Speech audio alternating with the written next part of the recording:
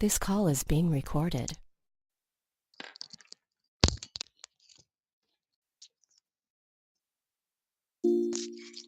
I live in Cave Spring, Virginia.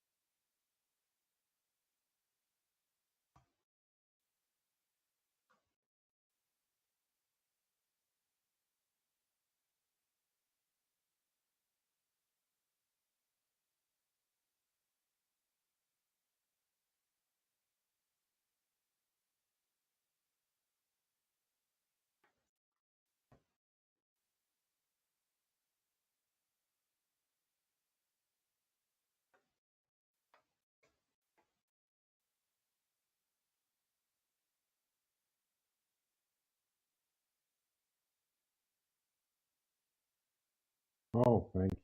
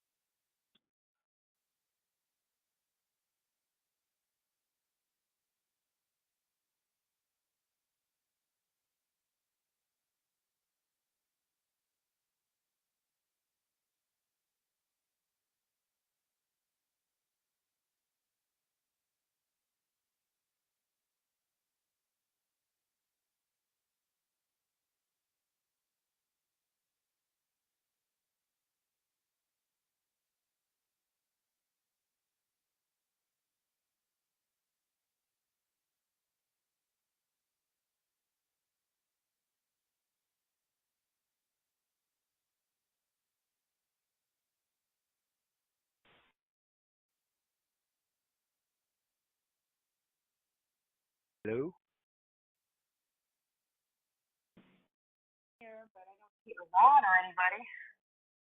All right, we'll give it about a minute and we'll get started. Hopefully, I'm assuming we're okay and two lines being hooked together.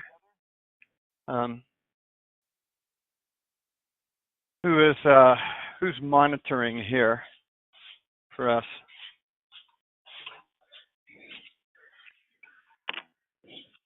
I've got it, Ron. Looks like it's working. Okay, Craig? Okay, so just you? Veronica's here too. Oh, why? Did she run out of Ambien? I think that's what she said. Yeah, send me the recording of yesterday in case I can't sleep.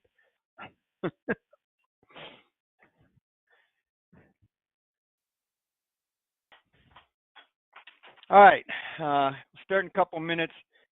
Little review of tiny review of session one. Fill in the blanks with some of the tactical stuff we didn't go, and then we'll go straight into session 2 with getting deeper in due diligence and back testing.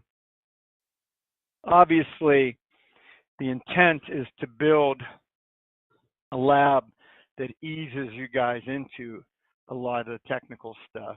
You know, like for instance, tomorrow we go into model building and pattern recognition, well, and time dilation as it relates to that, and MAR ratio as it relates to model building. That gets pretty complex. And so what we're trying to do is kind of ease y'all into it. I think that's a better way. I did prove that the recordings for yesterday be sent out to everybody who, you know, is part of this. Use them from whatever you want. Again, I'm going to put together a committee here. I'm putting together this whole certification, and I also want a subcommittee of people that are really have spent a good amount of time on the MPT side with DFA, because there's a lot of good stuff there. You know, like Taylor Drake, I don't know if he's here, but I definitely want him in on that. You know, so the intent of that is to build a whole subsection of this. Like, look, if you're going to go down the MPT route, we'll show you how to sell it better than even, you know, anybody's ever shown you. And also at the same time, showing the contrast of, well, why don't I do it? If that's that good, why don't I do it? Well, there's reasons in that too. So we'll get to that. But in the but what I've noticed is if we give you too much detail, too much technical aspect too quick, it either your brain fries or it feels too much like a threat of what you've invested yourself into, or, you know, it just never seemed to work real well, going real deep, real fast for the majority of people. And there's always a handful of you that most of us, me included, hate because you're so smart and you get it real quick. Guys like, not mentioning names, like Hylam, you know, and Kirk Chisholm and a few others that you guys just assimilate it so quick. It's amazing.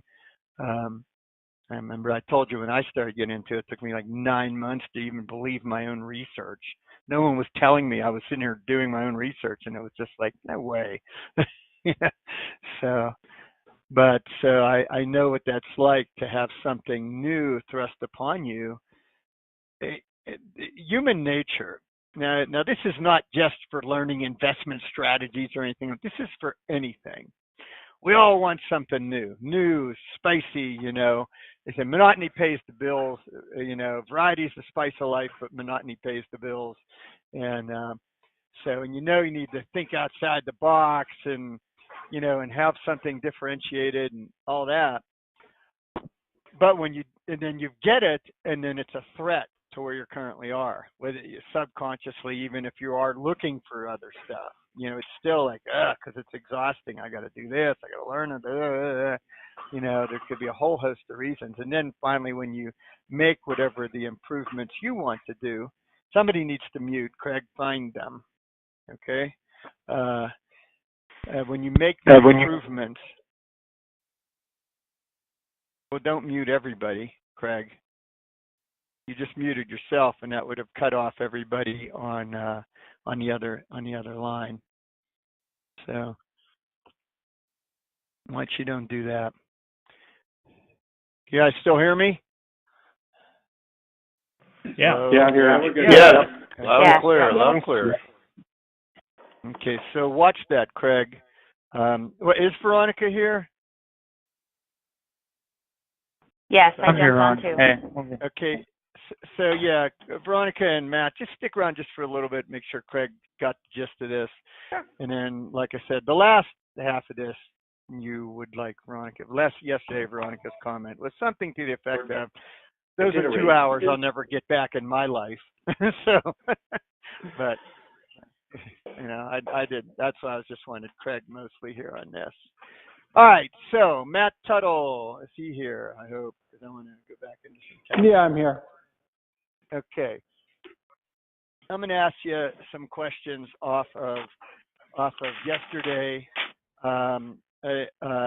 stuff that we didn't get to.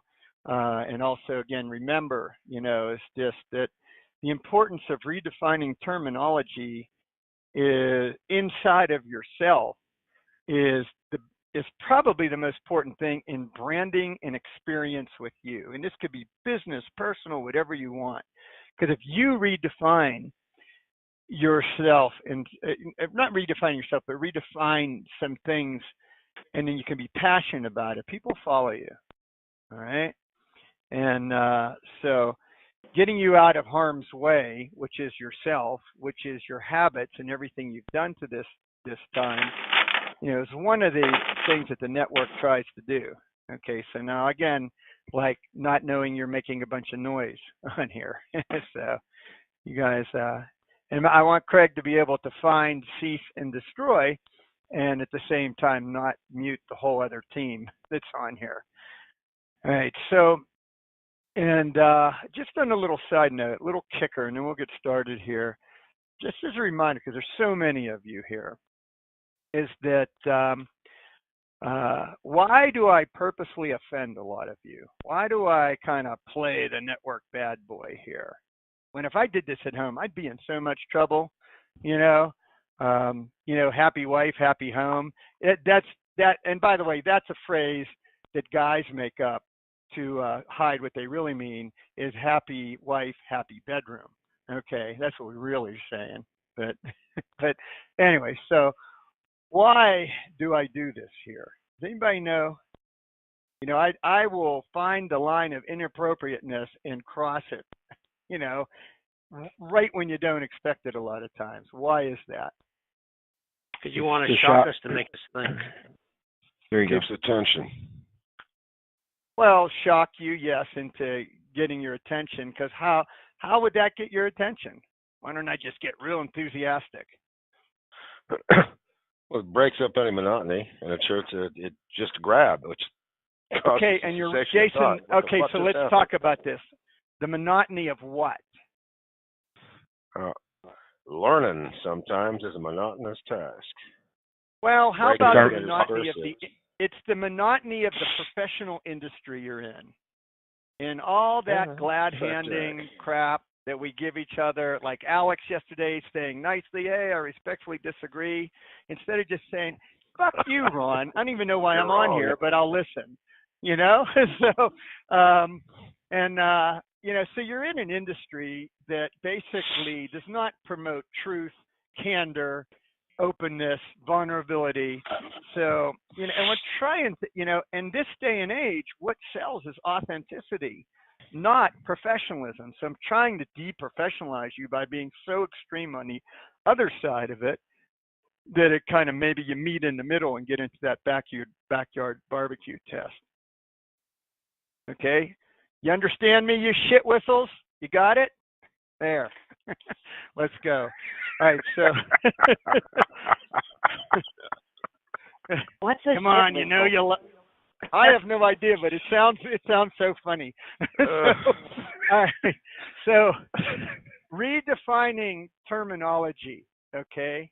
Redefining terminology truly, authentically within yourself will help bring out some leadership tendencies that will help you with other people. Now, yesterday, we took away, I also did something that should have made it very confusing for everybody here. We took away the lines between asset allocation and MPT and tactical and trend aggregation. You couldn't see a line there, right? One just kept evolving into the other that made common sense, all right? So that should have ruffled your feathers there because that sounds different. Well, you can't market like that.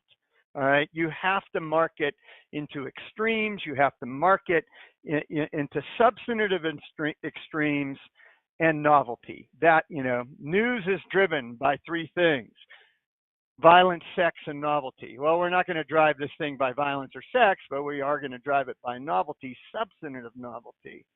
So, but this is a lot, hours and hours and hours to help you understand the reality of what it really is. Now, if you tried to take that story I gave you yesterday about how one evolved into the next and tell that to a client, it wouldn't work. Why?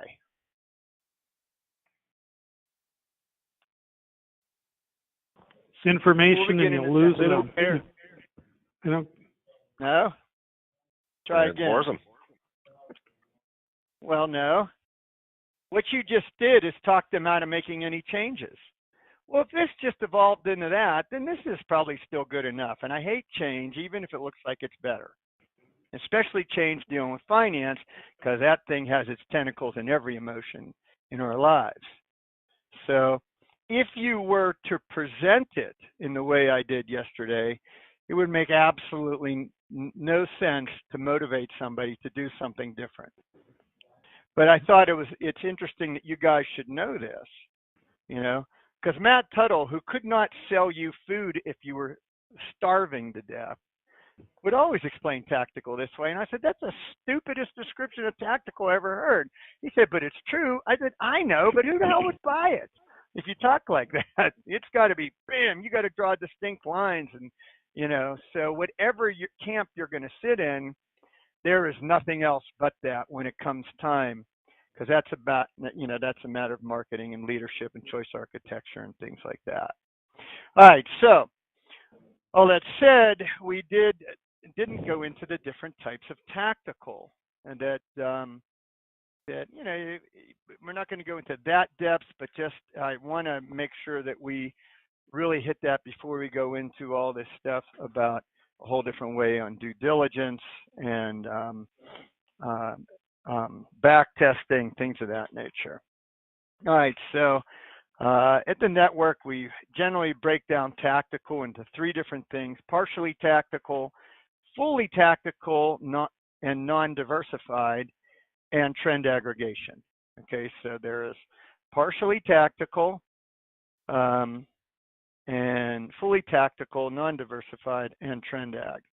So let's talk, Matt, for those who have heard it a little bit here and there, but just really, you know, you couldn't reiterate it. And somehow, I'm wondering if it even, oh, there it is. It's, I would be yesterday's page 29, if you want to go back to that. If you don't, it's okay. Partially tactical, you would describe as what, Matt? Matt, tactical Tuttle? Yeah. So partially tactical are money managers who come from a modern portfolio theory background, are willing to admit modern portfolio theory is flawed, but not willing to throw it out entirely. So it's basically asset allocation with some wiggle room. So where the modern portfolio theory guy might say, you know, hey, we're always going to have 30% in large cap value, the partially tactical guy might say, you know, hey, if we really love large cap value, we'll go to 35, and if we hate it, we'll bring it down to 25. So, you know, assuming they're good at what they do, it's probably better than modern portfolio theory, but you're still looking at, you know, really, really large drawdowns in a bear market, because a partially tactical manager is always going to have a good amount of equity exposure. They may just drop it down a little bit from full exposure. Or too much bond exposure. And also there's different categories that we're not going to take a lot of time on right now, but just, you know, partially tactical could also be people who are integrating certain tactical methodologies in with already their MPT. Why don't you talk about that, Matt? It's just you're talking about the baseline of partially tactical, because tactical to us, it's not tactical versus MPT. Tactical is MPT that's evolving.